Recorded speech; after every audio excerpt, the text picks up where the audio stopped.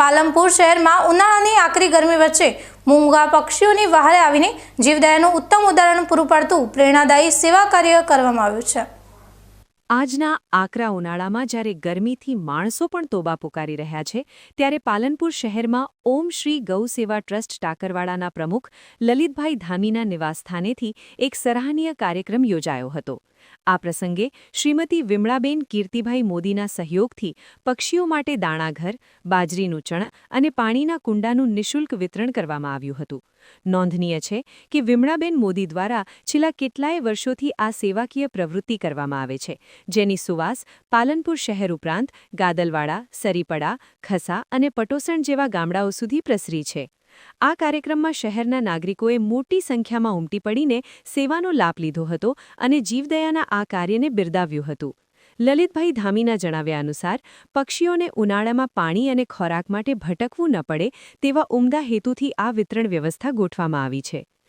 શ્રીમતી વિમળાબેન કીર્તિલાલ મોદી પરિવાર પાલનપુરવાલા તેમના તરફથી સેવાકીય પ્રવૃત્તિઓ ચાલતી જ હોય છે। તારીખ 4/4/2026થી આબુ હાઈવે ઇકો બેંકની આગળ એક છાસ કેન્દ્ર એમને જ્યાર સુધી ગરમી ચાલુ રહે ત્યાર સુધી ચાલુ રાખવાનું કહેલ છે। બીજો તારીખ 8/4ના રોજ 4 ગામડામાં પક્ષી કુંડા વિતરણ કરીને આવેલ છીએ।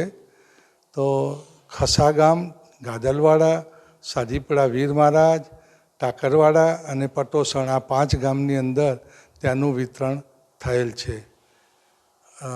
અને આજે તારીખ 12/4/2026 રવિવારના રોજ